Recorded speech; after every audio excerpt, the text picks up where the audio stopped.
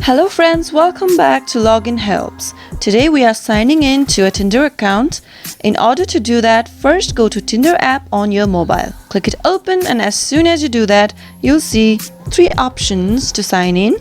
Let's sign using phone number today. To sign in using your phone number, make sure you have registered your phone number during the account creating process.